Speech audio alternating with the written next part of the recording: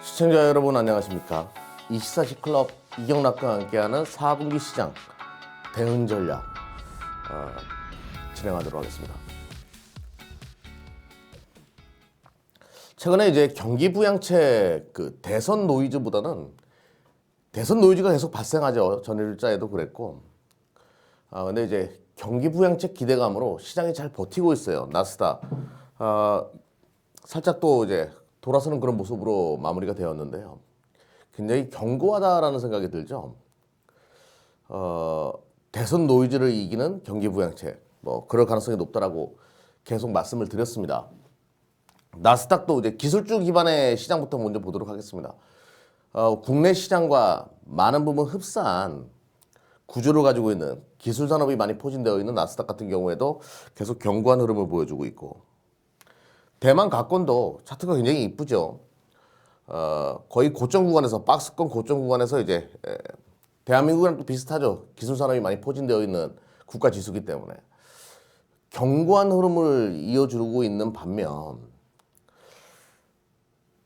코스피 같은 경우에도 제가 이제 노란색 바탕에 검은 선 아래 내려오게 되면 매수 타점이다라고 말씀드렸고, 상대적으로 조금 대만이나 나스닥 대비해서는 대만이나 나스닥은 박스권 고점, 박스권 하단의 대한민국 시장은 움직이고 있습니다. 조금 불편한 움직임이죠. 좀 답답하고.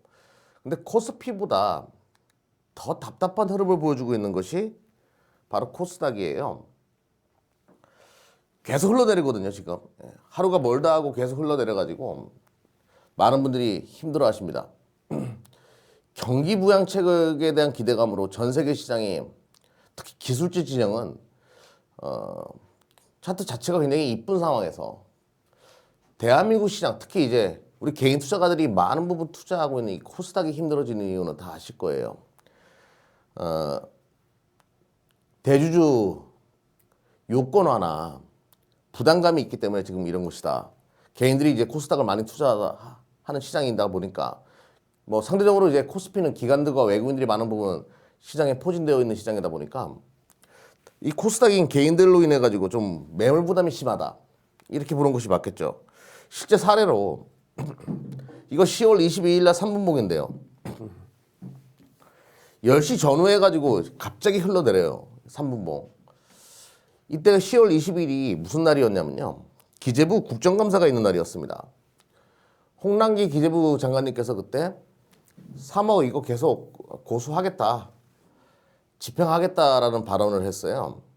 많은 국회의원들도 반발하고 있는 상황에서 이 얘기가 또 나오니까 시장에서, 코스닥 시장에서 이거 안 되겠다 싶어가지고 던지는 투자가들이 굉장히 많이 있었죠. 그런데 이제 10억이든 3억이든 그게 중요한 것이 아니라 우리 많은 동학개미들, 개인 투자가들을 화나게 하는 거는요. 정부가 국민의 소리를 듣지 않으려고 한다는 거, 이게 정말 화를 나게 하는 거거든요.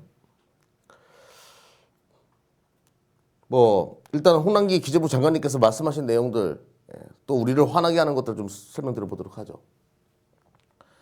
대주주가 3억이고요. 3억이면 3억이랑 10억 사이에 9만 명이다. 홍남기 기재부 장관은 양도세 더 내도 시장 영향 제한적이다라고 이야기합니다. 주주수가 지금 측정한 결과 8만 861명 정도 된다고 하더라고요. 이들이 보유한 주식의 가치는 41조라고 합니다. 이게 시장의 영향이 제한적이다라고 말을 하는 것이 맞냐 이거죠. 41조에서 일부 자금이 나온다라고 하더라도 상당히 큰 물량이라는 거예요.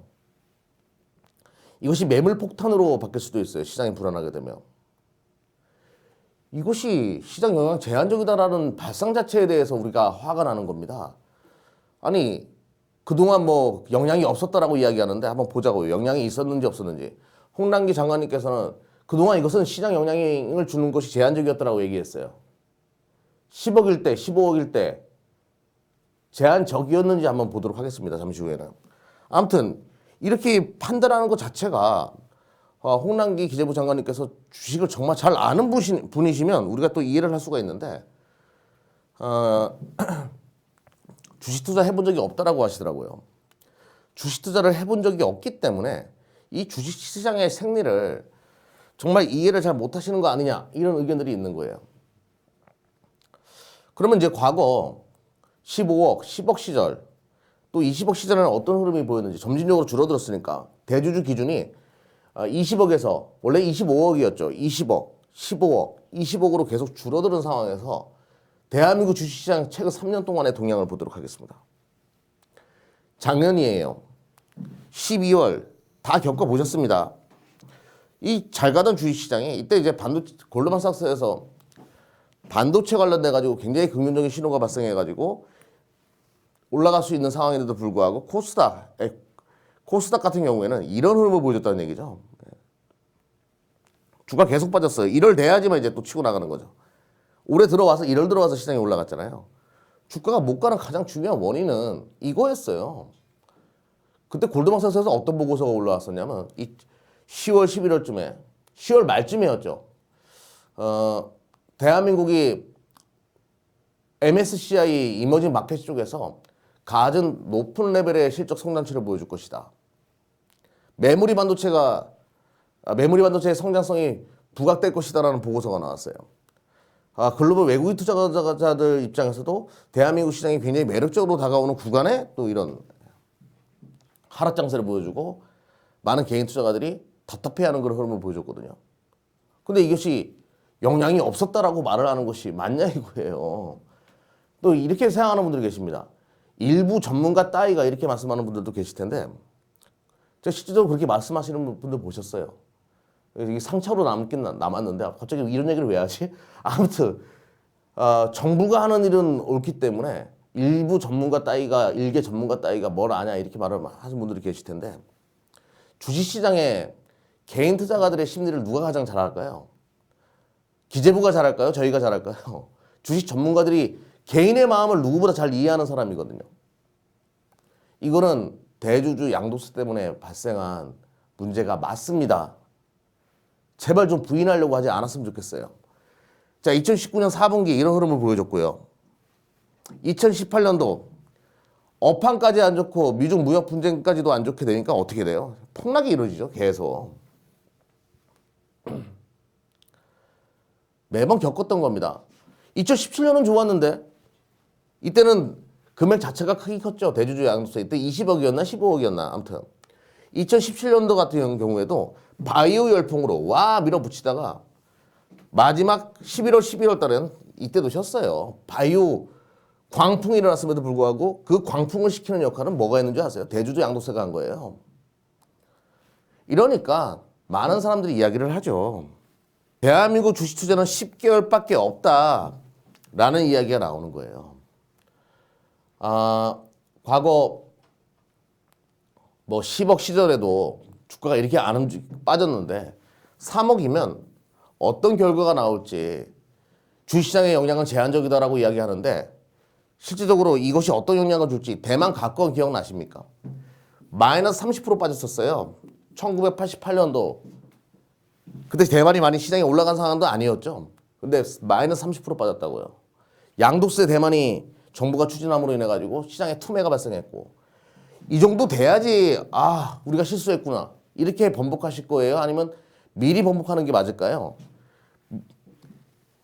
10억과 3억의 차이는 어마무지한 겁니다. 왜 이 현실 감각을 뒤로 하고 국민의 소리를 듣지 않는지 모르겠습니다. 많은 전문가들의 금융감독원에서도 이 부분에 대해서 우려하고 있는데 왜 기재부는 그렇게 고집만 피우는 걸까요? 참 저희 주식 투자가들 입장에서 또 주식 투자를 대변하는 전문가들의 입장에서는요. 정말 답답할 노릇이에요. 외국인 투자가들과 기관 투자가들 사이에서는 10개월밖에 없다. 개인들 투매 나오니까 굳이 덤비지 말자. 이런 분위기가 사실상 있는 거예요, 지금. 최근에 저도 기관 투자가들 중에서 큰 자금을 운용하는 한 팀의 팀장을 만나가지고 커피 한 잔 마신 적이 있는데 그 친구도 그러더라고요.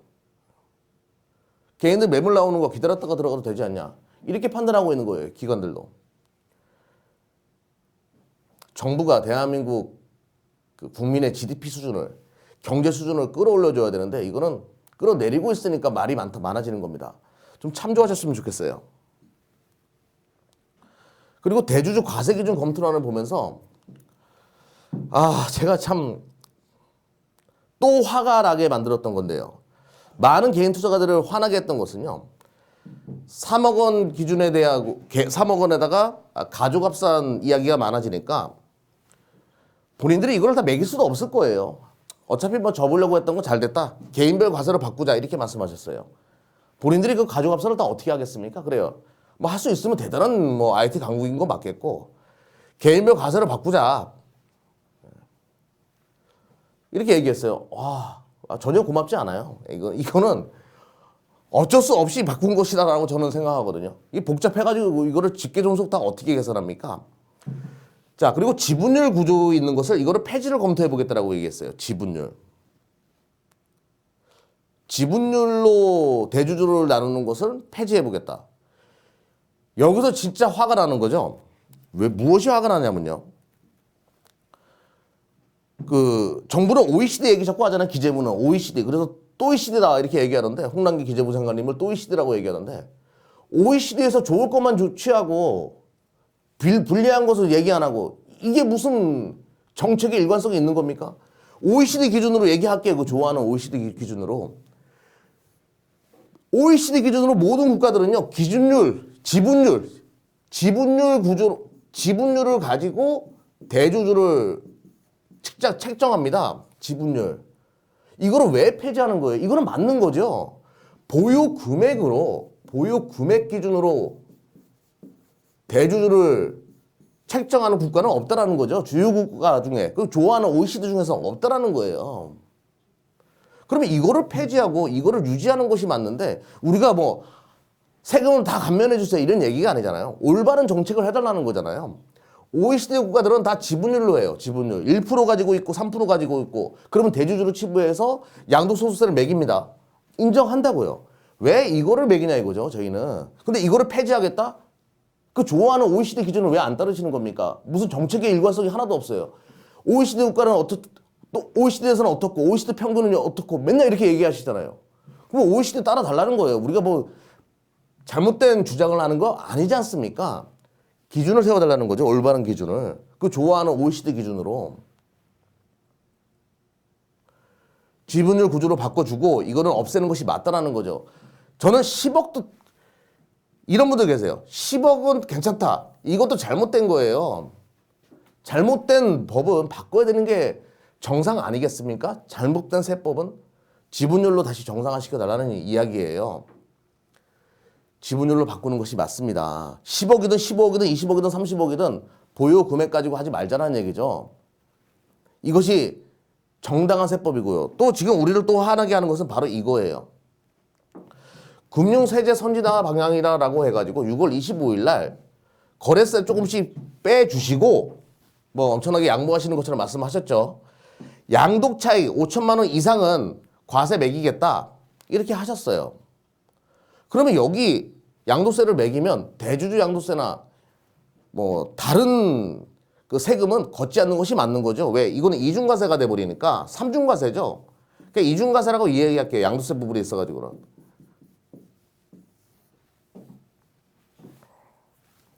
그러면 전면적으로 이거를 다 세수를 내가 계산해 보니까 틀렸다라고 하면 기재부에서 이 모든 것을 다시 한번 정리해가지고 대주주 방안부터 시작해가지고 다시 한번 세법을 새롭게 정리하는 것이 맞다라고 보는 겁니다.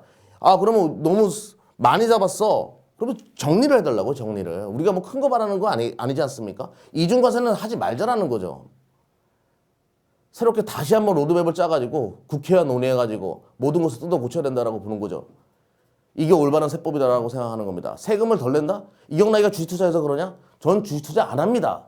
주식 전문가가 주식투자를 하면 생각이 올바르게 쓸 수가 없겠죠. 편안한 생각을 할 수밖에 없는 거기 때문에 저는 안 해요. 대한민국 개인 투자가들 여러분 전 한 주도 안 가지고 있습니다. 대한민국 개인 투자가들을 위해서 드리는 얘기예요. 이거는. 대한민국 국민들을 위해서.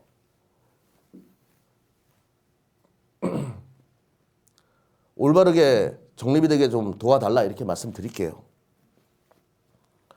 제발 뭐 민주주의 좋다라고 하던데 국민의 목소리를 듣지 않고 귀 막고 눈 가리고 코 막고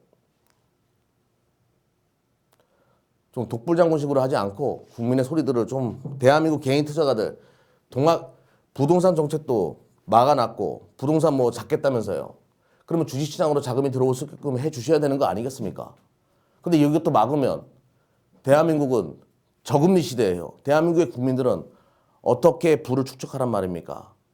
계속 이렇게 영세하게 근로소득만 받고 살아가라는 얘기입니까? 최근에 셀트리온, 강성주주들이 정말 많은 셀트리온의 주가 흐름을 보면 많은 걸 느낄 수가 있어요. 셀트리온이 이렇게 빠질 만한 지금 상황이 아니거든요. 이유도 없고 실적도 나쁘지 않고 근데 주가가 계속 흘러내려요. 가장 많은 개인 투자가들이 지금까지 셀트리온 강성주주들이 많은 공매도 세력과 싸워가면서 올린 기업이에요. 근데 최근에 이제 실적도 상당히 좋게 지금 측정이 가능합니다. 4,600억 정도 잡고 매출에 영업이익 1,900억. 실적이 호전적인 모습을 계속 보여줌에도 불구하고 추정치가 이름에도 불구하고 주가가 이렇게 빠지는 것 또한 이런 부분들이 대주주 양도세 요건 하나와 같은 정부 정책이 대한민국 기업의 주가의 발목을 잡고 있는 대한민국 개인 투자가들로 하여금 어쩔 수 없이 매도를 할 수밖에 없는 그런 흐름을 만들어내고 있는 겁니다. 제발 좀 알아주셨으면 좋겠네요. 그리고 이 주식은요. 제로성 게임이에요. 제로성 게임. 많은 분들이 주식시장이 올라가면 좋겠네. 이런 생각을 하시잖아요. 근데 주식은 그런 게 아니에요. 내가 팔았어요. 내가 매도했습니다. 내가 매수했어요. 내가 매도하고 매수한 종목. 근데 이 종목이 떨어져. 그러면 이 사람은 주먹을 낸 거죠. 이 사람은 과외를 낸 거고. 한 사람이 수익을 내면 한 사람은 잃는 거예요. 내가 매수하고요. 내가 매도했어요. 그 종목이 올라갔어요. 나는 주먹을 낸 거죠. 누군가를 잃는 겁니다. 이 판때기에서 외인과 기관들이 대한민국 국민들이 어쩔 수 없이 던지는 이 자금을 천천히 받아먹고 싸게 살려고 하는 전략을 취할 거예요. 어쩔 수 없이 물량이 나오는 거니까. 포커를 치는데요. 포커를 치는데 우리 패를 다 까볼 수밖에 없게 만든 거예요. 지금. 정부 위정자 여러분들 대한민국 개인 투자가들의 패를 다 까게끔 보여줘가지고 외인과 기관들한테 딱 보여주고 우리 물량 나갑니다 라고 우리 다이 합니다. 다 보여준 거라고요. 주식의 본질이 이거예요. 주식에 대해서 뭐 잘 아시니까 제한적이다라고 말씀하신 것 같은데 주식은 이런 겁니다. 제로성 게임을 지금 패를 다 보여주고 너 뭐네 이렇게 정부가 해준 아주 큰 역할이라고 저는 보고 있는 겁니다. 그만큼 위험한 시장이고요. 개인 투자가들이 잃을 수밖에 없게 만든 이러다가 또 12월 달부터 또 치고 나갑니다. 시장. 개인들은 다 팔았는데 이렇게 하지 말자는 얘기죠. 정책을. 포카패를 다 까여서 보이게끔 하지 말아달라는 거예요. 대한민국 자금 정부가 지켜줘야죠. 대한민국 개인 투자가들의 자금 정부가 국민들을 생각하는 겁니까? 계속 얘기가 길어지네요. 얘기하다 보니까. 이 포커 게임과 굉장히 흡사하다는 걸 알아주셨으면 좋겠어요. 누구는 잃으면 누구는 따는 거죠. 자, 그래서 이제 수급 좀 한번 이제 보도록 하겠습니다. 그 코스피 최근에 수급 현황인데요. 기관 투자가들이 점진적으로 들어오기 시작해요. 개인 투자가들은 뭐 지금 빠져나가고 있고 외인도 들어왔다 나왔다 일관성은 없지만 매도하는 그런 흐름은 아니에요. 그러면 기관 투자가들은 지금 어떤 전략을 취하고 있는지 한번 좀 보도록 할게요. 제가 이제 국내 기관 투자가들의 자금이 서서히 집행이 될 것이다 라고 봤던 가장 큰 배경은 개인 투자가들의 일부 물량이 나오는 것을 기관이 서서히 받을 가능성도 열어놨었고요. 첫 번째로는 그거였고 두 번째로는 채권 시장이 언젠가는 금리 인상을 하게 되면 채권 가격은 떨어질 것이고 그래서 지금 금리 인하 기조가 클라이막스에 있는 구간 채권 시장에서 기관들의 차익 매물이 서서히 나올 가능성이 높다. 최근에 9월달 들어오고 나서 4분기 들어오고 나서 채권 시장 채권 수익률이 굉장히 강세죠. 그 얘기는 채권 가격이 떨어지고 있다는 얘기예요. 채권 가격이 수익률이 올라가고 채권 가격이 떨어졌다는 얘기는요. 여기서 매도 물량이 발생한다는 얘기죠. 그러면 이 매도한 것이 어디로 올 것이다라고 예상했냐면 바로 주식으로 올 것이다라고 예상했던 겁니다. 그래서 기관들이 채권 시장에서 채권 시장 규모가 워낙 크니까 또 국내 시장 같은 경우에는 뭐 해외 시장도 마찬가지고 점진적으로 채권에서 주식으로 이동하는 그 구간을 예상했고 지금 기관들의 자금이 그렇게 진행이 되고 있는데요. 기관들이 무엇을 사들이고 있는가를 좀 보도록 하자고요. 기관 매수 상위 종목을 보게 되면 신한지주, 포스코, 삼성전자, 현대모비스, 뭐 NC소프트, KB금융, 롯데케미칼, 하나금융지중, 요런 삼성화재 이런 것들을 사준단 말이에요. 국내 기관들은 지금. 근데 국내 기관들이 이렇게 움직일 수밖에 없는 그 배경 중에 하나가 국내 기관들은 이 주식시장이 이렇게 올라오는 동안 제대로 수익을 내지 못했어요. 여러분들이 아실 겁니다. 개인과 외국인들 선물 포지션에 의해서 시장은 계속 올라왔는데 기관만이 요 매수 구간을 잡지 못해가지고 요 화랑기를 못 누렸거든요. 그러다 보니까 기관이 선택한 것은요. 코로나로 인해 신한주주를 가장 많이 사죠. 코로나로 인해 가지고 시장이 폭락을 하고 많이 안 오른 것들 3월달 이후에 오른 것이 제한적인 것들 위주로 매집을 해준다는 얘기예요. 물론 여기에 원달러 환율이 원화가 강세 구간으로 접어들기 시작했으니까 내수주나 이런 것들을 보전하는 전략도 있겠지만 안 오른 것들에서 집중적인 매집을 해가지고 매집을 진행하고 있다는 얘기죠. KB금융도 기관들이 최근에 무지막지하게 매집해주는 종목인데요. 배당주로서의 매력도 있죠. 신한지주나 KB금융은 4%대 배당을 주다 보니까 은행 이자보다 낫네. 채권 시장 가져가는 것보다 낫겠어. 이런 전략이 만들어질 수도 있겠죠. 아무튼 KB금융도 오른 것이 없는 종목이니까 또 이런 종목들 위주로 매집을 해준다는 거예요. 포스코도 마찬가지예요.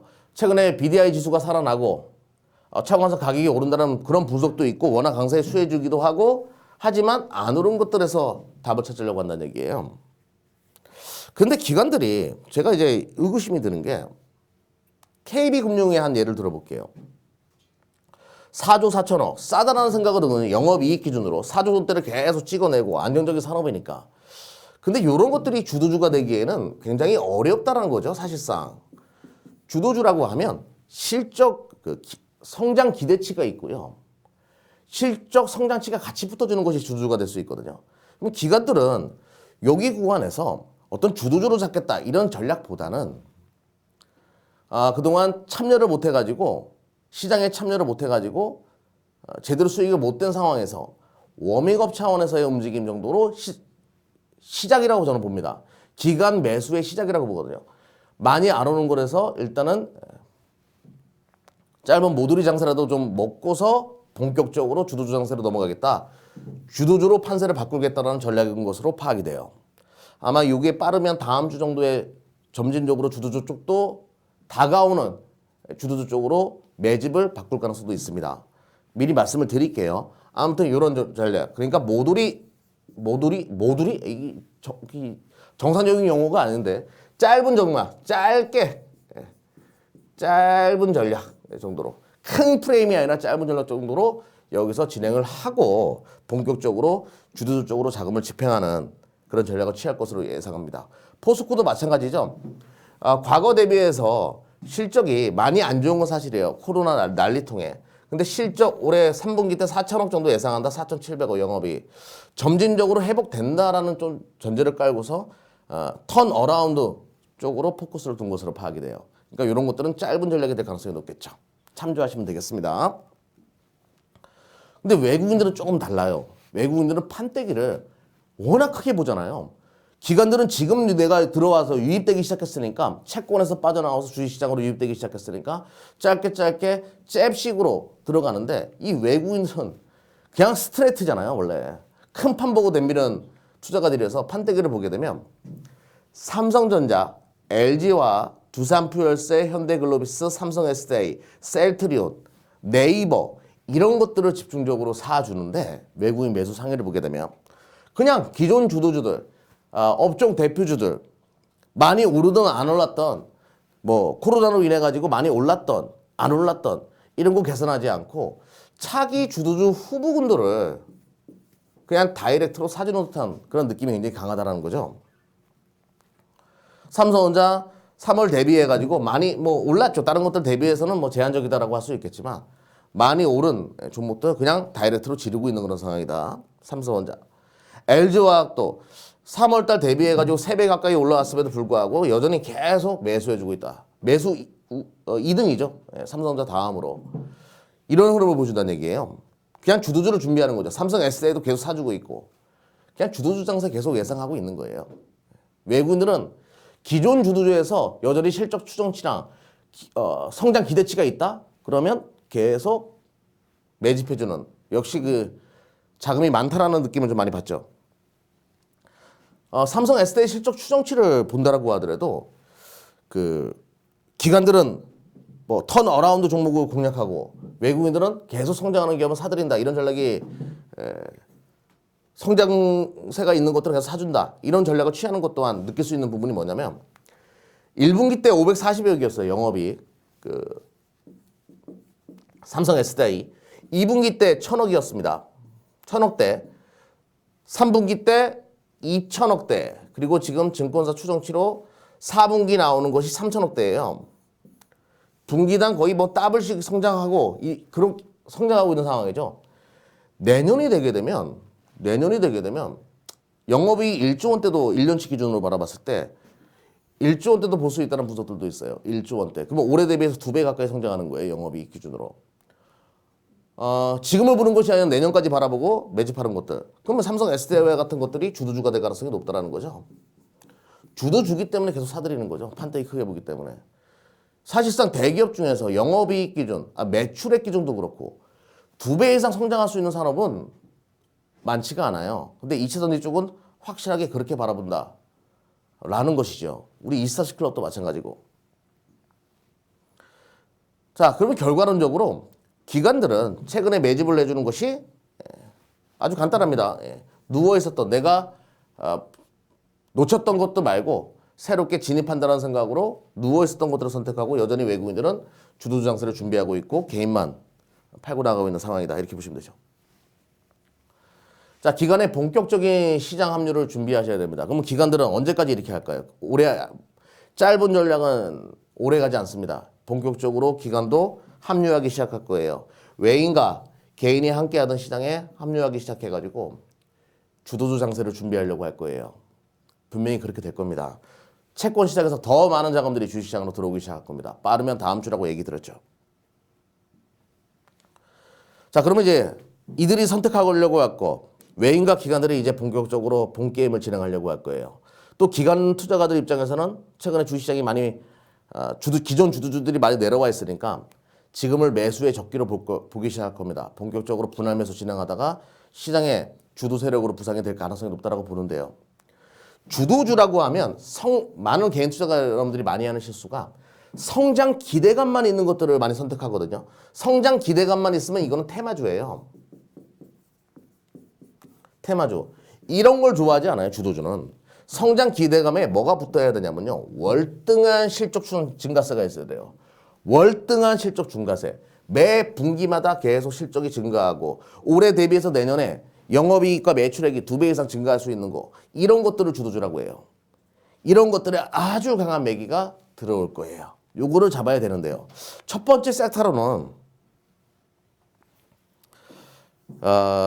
많은 분들이 언택트 관련된 종목들은 기존 주도주 아니었냐 이렇게 생각하는 분들이 계시는데 요번에 넷플릭스가 가입자 수가 3분기 실적도 안 좋았고 가입자 수가 가입자 증가 추세가 점진적으로 우하향됨으로 인해 가지고 언택트 관련된 종목들이 과연 내년에도 이런 실적을 낼 수 있는가에 대한 우려감이 있는 건 사실이에요.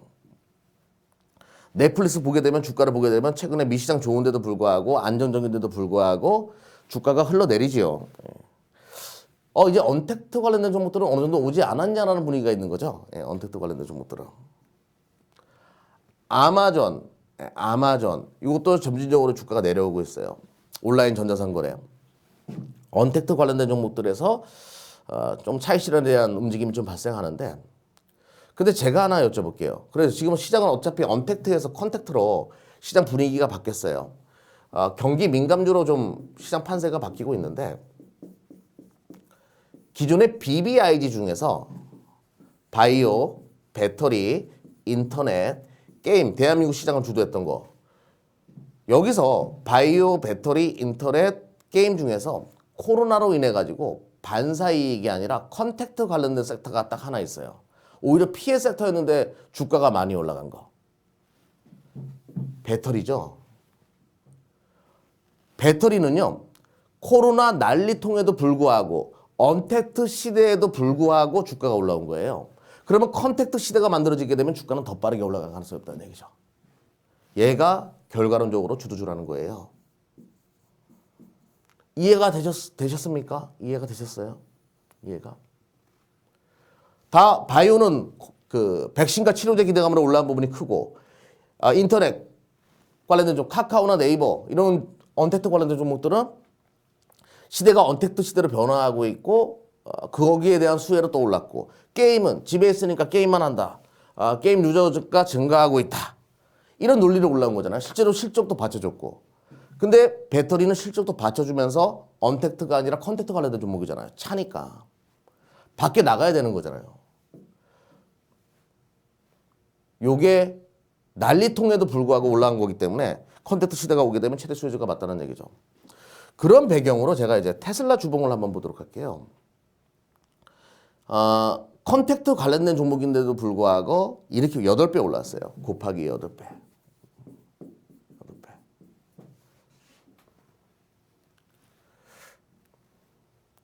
그리고 최근에 포드 모터, 그러니까 미 시장에서 일고 있는 주도주의 좀 변화거든요.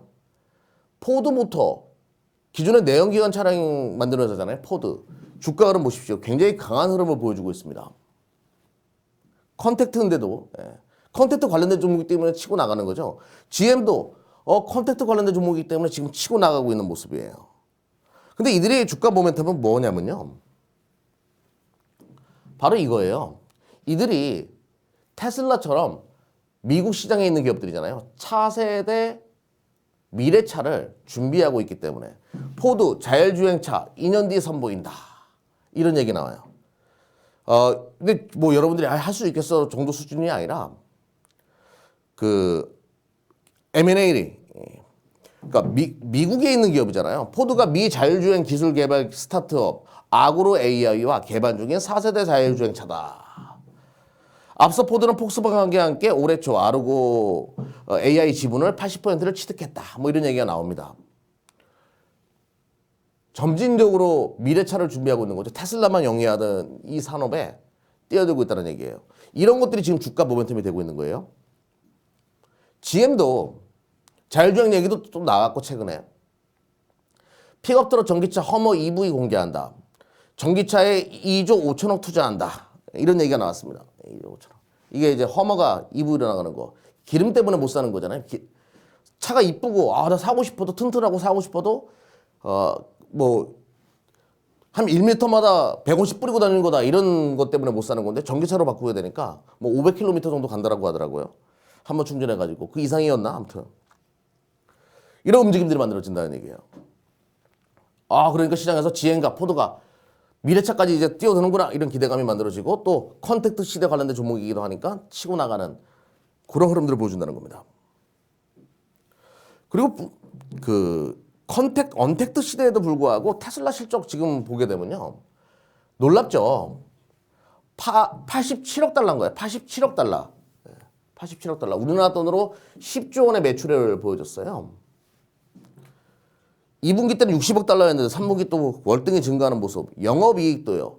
9천억. 그러니까 9,200억이죠. 9,200억 원. 분기에. 실제적으로 기대 심리에다가 실적까지 받쳐주면서 지금 올라오고 있는 상황이라는 겁니다. 전기차 관련된 기업들의 실적이 좋다라는 것을 확실하게 인지해주는 그런 상황들이 만들어지고 있다는 얘기예요. 전기차 업종에 이 테슬라 시는 굉장히 중요한 부분이거든요. 시대를 바꿔주고 있는 하나의 큰 역할을 해주고 있다 이렇게 보시면 되죠. 또 하나 테슬라는 이제 여기에 지금까지 보지 못했던 풀 셀프 드라이빙, 그러니까 완전 자율주행을 또 선보였습니다. 운전자는 목적지만 찍고 가면 되는 시대를 열기 시작했어요. 사람이 운전하는 것은 옛날 앨런 머스크가 했던 말이 생각나네요. 앞으로 10년 안에 사람이 차를 운전하고 직접 운전하는 모습은 아마 현 시대에서 말을 타고 달리는 느낌이 있을 겁니다. 라고 얘기했어요.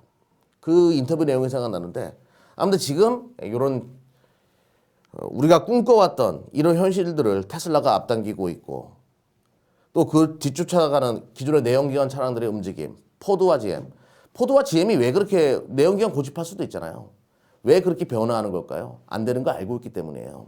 테슬라의 성장치를 보면서 내 안방 지금 다 내주고 있거든요. 변화를 깨할 수밖에 없는 거죠. LG화학 실적을 본다라고 하더라도 알 수가 있어요. 2차 전지 사업 부분은. 요번에 이제 900억 영업이익이 만들어졌는데 많은 분들이 여기서 이제 좀 헷갈려하는 분들이 계세요. 1분기 때 2,300억, 2분기 때 5,700억 영업이익 기준입니다. 3분기 때 9,000억이에요. 9,000억. 그런데 2분기 때 요거 이제 설명드려 볼게요. 1분기 때 2차 전지 사업 부분만 가지고 이야기해 볼게요. 1분기 때 2조 2천억. 2조 2천억. 그 LG화학 2차 전지 사업 부분에서 매출액이에요. 2분기 때 2조 9천억이었나? 제가 조금 틀릴 수도 있어요. 다 못 외우니까. 2조 9천억. 그리고 3분기 때 3조. 이 정도 나왔거든요.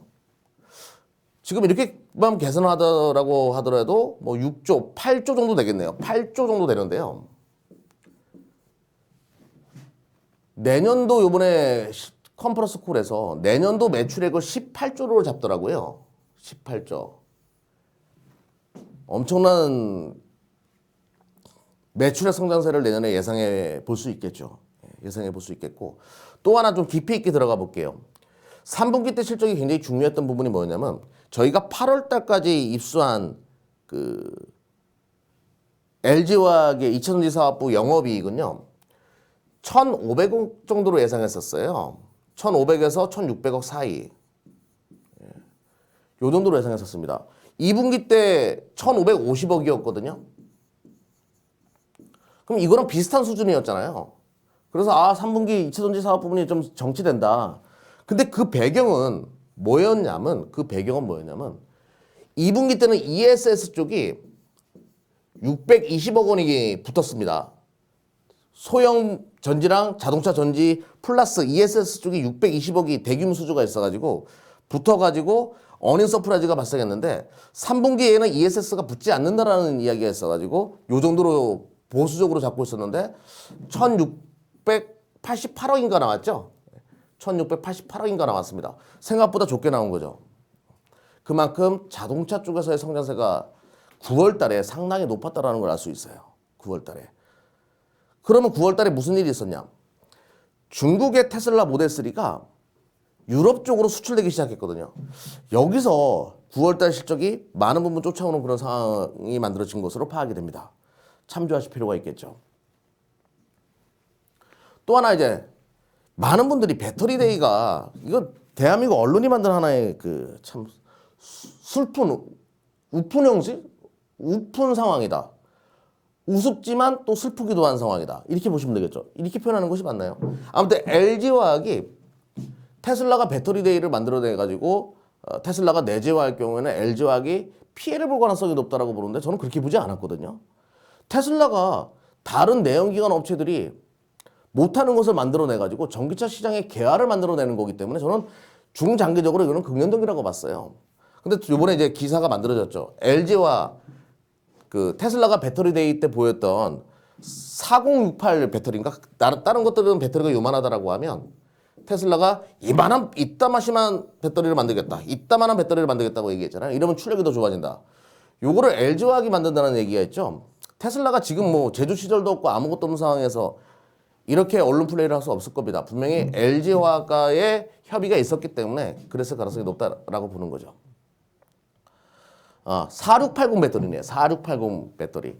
요거를 이제 LG화학이 아마도 전담한 가능성이 높다 이렇게 보는 거죠. CATL은 힘들고 중국에 파나소닉은 생산 캐파를 잘 따라주지 않는 상황이기 때문에 아무튼 이런 이야기들. 그럼 당연히 LG화학 걸 테슬라는 더 쓰겠다라는 이야기잖아요. 이거는 대한민국 배터리 업체들에게는 당연히 좋을 수밖에 없는 거다. 전기 전기차 시대가 생각보다 빠르게 올라오게 하는 것 또한 테슬라가 지금 해주고 있는 하나의 역할이다라고 보시면 되겠죠. 자, 제가 그러면 이제 우리가 판때기를 한번 크게 보자고요. 2009년 6월 9일 날 아이폰 3가 나왔어요. 제가 이거를 아이폰과 아이패드를 대한민국 안에서도 제가 100번 안에 드는 사람일 거예요. 구매했을 때. 아무튼 그때는 그렇게 얼리 어댑터였는데 2009년 6월 9일 날 아이폰 3가 나왔고요. 많은 사람들이 처음에는 그랬어요. 이거를 과연 내가 써도 될까? 불편한데 어플도 많지 않고 불편한데 이거를 굳이 내가 사야 될까? 이거 사면 아유 젊은 애들이 겉멋만 늘어가지고 저거 산다고. 저희 선배님들이 저한테 그랬었죠. 아무튼 요게 만들어졌습니다. 근데 제가 요 얘기를 왜 하냐면 그리고 나서 언제부터 스마트폰이 대중화되기 시작했어요? 중요한 부분이에요. 2009년 6월 9일 만들어지고 언제부터 스마트폰이 대중화됐냐면요. 아이러니하게도 스마트폰의 대중화를 더 크게 확대한 것은 삼성이었죠. 갤럭시 3였죠. S3였나요? 네, 요게 2012년도부터 발매가 되기 시작해서 14년도 스마트폰의 대중화 시대가 만들어져요. 기억나시죠? 그때 주가들 엄청나게 올라갔죠. 제가 잠시 후에 그건 또 보여드릴 거고. 그럼 여기서 알 수 있어요. 3년, 4년 지나고 나서 타 업체들이 찍어내기 시작하면서 그 시장의 대중화가 만들어진다.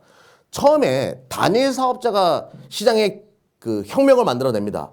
그리고 추격자들이 계속 찍어내기 시작하면서 그 시장이 빵! 이렇게 되는 거예요. 3년 정도 지나고 나서. 자, 이걸로 넘어갈게요. 테슬라 모델 3가 언제 발매가 됐냐면요. 공개가 됐냐면 발매가 아니라 공개. 3월 31일 날 2016년. 자, 지금 4년이 지났어요. 4년. 스마트폰보다는 조금 느리겠죠. 왜? 이거는 고가의 제품이니까. 생태계가 좀 더 큰 시장이니까 조금 느리겠죠. 그런데 4년이 지났으니까 2021년도가 본격적인 요지역으로 될 가능성이 높다. 2021년도 나오는 이제 추격자들의 반격을 한번 예상해 보자고요. 현대차 아이오닉 2021년도에 나옵니다. 아이오닉 5. 요거보다는 모양이 다르겠죠. 아무튼 포니를 따가지고 만들었다고 하는데 이제 추격이 시작되고요. 현대차 프로페시 요것도 내년 연말 정도 나오는데 이것도 컨셉카예요. 모양이 바뀌어서 나오겠지만 아무튼 요런 디자인을 모방해서 나온다. 이제 현대차도 시작하는 거죠. 기아차 CV 요런 컨셉카인데 요런 디자인 유형으로 내년에 출시된다 이거예요. 기아차도. 국내 차량들도 이제 점진적으로 진행을 하는 거죠. 그리고 기아차 같은 경우는 최근에 이제 저번 주였나요? 저번 주였던 것 같네요. 기아차 전기차 7대를 앞으로 나올 7대를 스케치 영상을 공개했어요. 이런 그림. 국내 업체들도 이제 2021년도부터 시작하는구나 알 수 있죠. 폭스바겐은 ID3에서 ID4 좀 더 큰 차량 2021년도 요 이제 북미 시장과 중국 시장을 겨냥해 가지고 나오기 시작해요. 이제 시작하는 겁니다, 다들. 언제? 2021년도. 아우디 이트론 2021년도 이제 SUV가 아니라 스포츠카 형태로 이제부터 나오기 시작합니다. 모델 S를 겨냥해 가지고 이트론, 아우디도. 아우디 Q4 스포트백 이트론 2021년도 SUV 좀 더 큰 거 이제 나오기 시작하는 거죠. BMW는 이제 그동안 하이브리드에다가 매진하다가 이거 안 되겠다 싶었는지 본격적으로 순수 전기차를 내놓기 시작하는데 i4 이제 나오기 시작합니다. 2021년도. 이건 빙산의 일각이에요. 벤츠 전기차 라인업 EQC, EQE, EQS 이런 식으로 나온다라고 하는데 최근에 EQC가 나왔나요?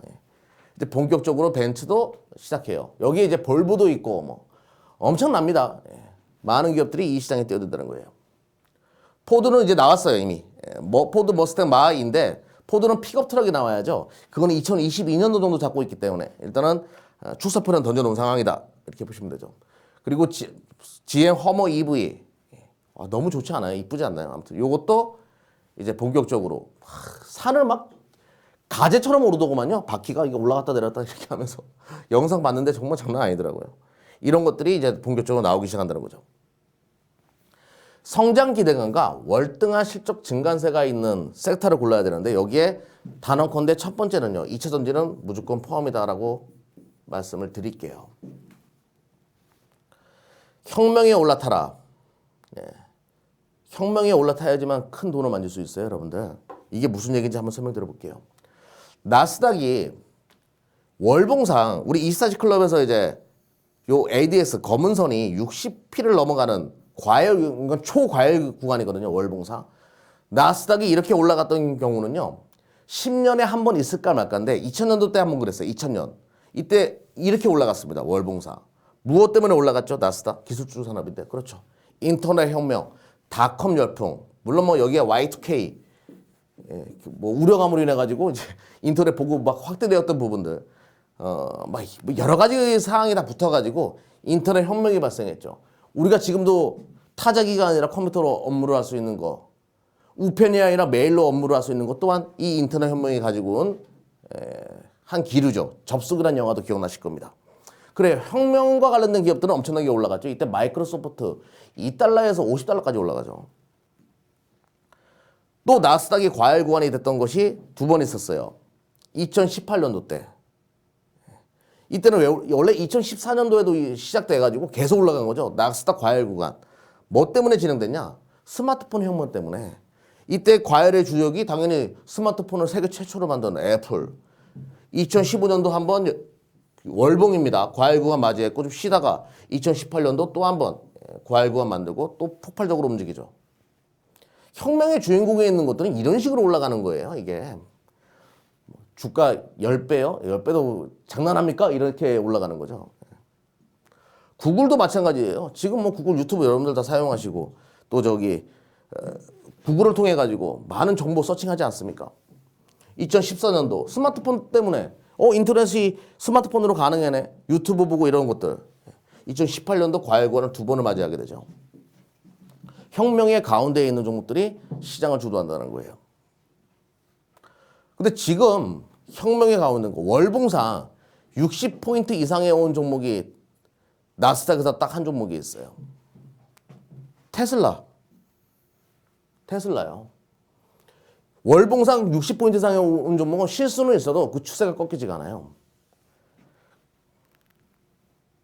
테슬라가 올라온 이유는 전기차의 주역이고 자동화 혁명, 자율주행 혁명의 주역. 그렇죠. 미래차 자율주행 혁명의 주인공이기 때문에 완전 자율주행은요. 전기차에서만 가능한 겁니다. 전기차와 자율주행 혁명의 주인공이기 때문에 그런 거예요. 이거는 혁명이에요. 스마트폰이 혁명이었고 PC가 혁명이었고 완전 자율주행은 혁명이라는 거예요. 여기에 주인공이기 때문에 그런 겁니다. 여기에 올라타셔야 돼요. 근데 최근에 국내 전기차 관련된 종목들 보게 되면 많은 분들이 탐욕, 그러니까 이제 이 차트를 보면 알 수가 있어요. 아, 좋다라고 하면 삽니다. 탐욕에 젖어가지고 좋다라고 하면 막 사요. 또 피어, 공포가 다가오게 되면 또 팔아버립니다. 지금 현재 좀 밀리니까 이런 구간 느끼시는 분들 계시는데 아니죠. 거꾸로 하셔야죠. 여기 때 매도하시고 지금 공포가 다가올 때 매수하셔야죠. 이래야지 돈을 버는 거예요. 이래야지 큰 수익을 내는 겁니다. 남들이 불안해할 때 오히려 지금 사는 것이요. 어차피 이거는 혁명이니까. 혁명은 돌이킬 수 없는 거예요. 주가 또한 돌이킬 수 없는 상승세를 보여주는 것이 바로 혁명에 올라탄 종목들의 업종들의 특성입니다. 자, 저희 이스타시 클럽이 회원수 1위입니다. 회원수 1위고 다 아실 거예요. 뭐 와운에서 회원수 1위면 대한민국에서도 회원수 1위다 이렇게 얘기하는 분들이 계시던데 가장 많은 회원분들과 함께하는 투자 클럽이에요. 그 이유는 수익이었죠. 뭐 기존에 여러 개인 투자가들이 가지고 있었던 단타 매매 이런 것들보다는 실계좌 수익을 극대화하는 전략을 취했습니다. 실계좌 수익을 극대화하는 전략은 뭘까요? 종목수를 적게 가지고 가가지고 최대한 크게 오를 수 있는 종목을 끌고 가면 되는 거예요. 워렌 버핏처럼. 단타요? 단타는 화려해 보이죠. 화려하면 돈 안 됩니다. 라고 저는 항상 말씀을 드려요. 투박하고 직구처럼 직구가 돼야 돼요. 좀 무식할 정도로 끌고 갈 필요가 있어요. PNT 작년부터 샀던 거예요. PNT. 근데 이게 시가총액이 1,000억대부터 사가지고 5,700원대까지 올라갔으니까 사실상 5배가 올라가니까 회원수가 많아질 수밖에 없겠죠. 입소문이 나가지고. 뭐 5월 21일 날에도 여러분들에게 말씀드렸어요. 실적도 좋아질 거라고 이때. 실적 미리 말씀드렸죠. 올해 400억 예상한다고. 근데 그 실적이 상반기 때 딱 만들어지게 되니까 주가는 또 올라간 거고. 실적을 계속 추정하면서 끌고 왔던 겁니다. PNT는. 그럼 종목수가 많냐? 아니에요. PNT와 같은 종목들이 뭐 한 10개 중에서 1개 올라가는 거 아니냐? 이렇게 말씀하는 분들이 계실 텐데 그게 24시 클럽과는 안 어울리는 멘트예요. 실계좌 수익이라고 말씀드렸잖아요. 실계좌 수익을 극대화하기 위해서는 종목을 한 4종목 정도로 추리면 된다라고 판단을 했던 거고 이렇게 4종목 가지고 끌고 왔던 겁니다. 우리는. 뭐 다른 종목이 있었던 것도 아니고요. 이 4종목으로. 에코프로 비행 같은 경우에도 뭐 4만 원, 5만 원부터 집중적으로 매집해가지고 16만 원대까지 올라왔으니까 이것도 상당히 크게 수익이 난 거죠. 뭐 PNT로 서두에도 설명드렸다시피 작년 시가총액 1,000억대부터 공략을 했으니까 작년에 TV방송 많이 보신 분들은 아실 거예요. PNT 좋다라고 계속 이야기 드렸으니까. 동진 세미캠도 10,000원, 12,000원대부터 공략을 해가지고 3만 원대까지 왔으니까 이것도 꽤 큰 수익이 난 거죠. SKC도 이건 작년부터 이게 제일 오래 가져왔던 종목이네. 3만 원, 4만 원대부터 공략을 해가지고 이것도 10만 원까지 왔으니까 이것도 3배, 4배 올라온 그런 종목이다라고 보시면 되겠습니다. 우리는 이런 식으로 했던 거예요. 그리고 이것이 맞다라고 지금도 생각합니다. 그럼 지금 많은 사람들이 공포에 떨고 있을 때 우리가 선택한 2차전지 우리가 이제 신규로 포트를 구성하고 있거든요. 신규로 구성하고 있는 종목을 사는 것이 맞다라는 거예요. 새롭게 우리가 새 단장을 하고 있습니다. 회원수가 많아져가지고 종목수를 좀 많이 늘려놨는데 한 7개 정도 늘려놨는데 이제부터 다 자르기 시작했어요. 다 자르는 게 아니라 4종목 정도로 4종목 이하로도 추릴 수도 있어요. 4종목으로 다시 추리고 있는 상황이다 라고 보시면 됩니다. 제가 4월, 5월, 6월 달에도 항상 이야기 드렸던 내용인데요. 앞으로 계좌 수익 2배 이상 못 만들면 바보 소리 들을 수 있다라고 이야기했어요. 많은 분들이 코로나 난리통인데 저놈 이상한 소리 하네 이런 분도 계시던데 아니에요. 그 이상 만들어 드렸죠. 그리고 인생에 한번 올까 말까한 기회다라고 제가 이야기 드렸어요. 많은 분들이 또 그랬는데 뭐 3배, 4배까지 만들어 드렸으니까 인생에 한번 올까 말까 1년도 안 돼가지고 계좌 수익 3배, 4배 만들기 힘들어요. 그런 기회가 왔죠. 그런데 저는 여기서 또 말씀드릴게요. 많은 분들이 기존 가족 여러분들도 한테도 제가 남기는 말인데요. 또 기회가 올까요? 너무 늦지 않았나요? 라고 이야기하는 분들이 계세요. 아니에요. 버블은요. 여기서 끝나지 않습니다. 나스닥도 아직 버블 아니에요. 시세가 한 번 더 터져야 돼요. 지금까지 파동은요. 1차 파동이었어요. 자, 여기서 2차 파동이 만들어지는데 이거를 타야죠. 이거를 타야 돼요. 이거보다 이게 더 화려할 거예요. 길고. 마지막을 누리셔야 됩니다. 마지막을 준비하셔야 돼요. 마지막. 이 하이라이트. 우리는 판때기 크게 보잖아요. 지금 판때기 크게 보는 24시 클럽 입장에서는 지금 무조건 합류하셔야 될 구간이다라고 말씀드릴게요. 활명수 밴드 같은 경우에는 무조건 해야 된다. 지금 이 순간이 기회인 이유는요. 우리가 4종목을 추린다라고 했는데요. 또 이럴 거예요. 또 뭐 아닌데. 여러분들 4월, 5월 달에 그렇게 생각하시는 분들 기회 다 놓쳤어요. 우리는 4종목을 추린다고 얘기했죠. 분기마다 실적 성장치가 확실한 것을 선택해야 돼요. 주식은요. 분기마다 실적이 계속 이렇게 증가해야 되는 것을 고르는 겁니다. 그러면 이런 걸 찾으려면 어떻게 해야 돼요? 기업 탐방 열심히 다니고 종목 분석 계속해야죠. 쉬지 않고. 있단 말이에요. 이런 종목들이. 또 2021년도 올해 대비 2배 이상의 성장세를 보여줄 수 있는 것. 2배 이상. 매출액과 영업이익 기준으로. 그런 것들을 선택하게 되면 지금 2차 파동의 또 주인공이 될 수 있어요. 지금 대비해서 내년에 2배 이상. 지금 이 순간 대비해서. 그리고 해자가 있는 것들, 기술이나 자본주의 입장벽이 높아가지고 남들이 못 쫓아가는 것들, 중국 기업들이 못 쫓아오는 것들, 일본 기업들도 못 쫓아오는 것들, 유럽, 미국 기업들도 못 쫓아오는 그런 산업을 영위하고 있는 섹터 내의 종목들. 그러면 딱 4종목 정도로 추려져요. 이런 걸 선택하셔야 된다는 얘기죠. 이렇게 해서 우리는 내년에 또 3배, 4배의 기적과 또 마지막에 한 종목에다 또 승부 걸어서 딱, 아니에요. 아무튼, 이런 거 얘기하면 또 뭐라 그러시겠는데, 굉장히 높은, 지금까지 보여줬던 거, 지금 우리 가족 여러분들 3배, 4배 만든 거는 시작에 불과했다는 것을 또 증명해낼 겁니다.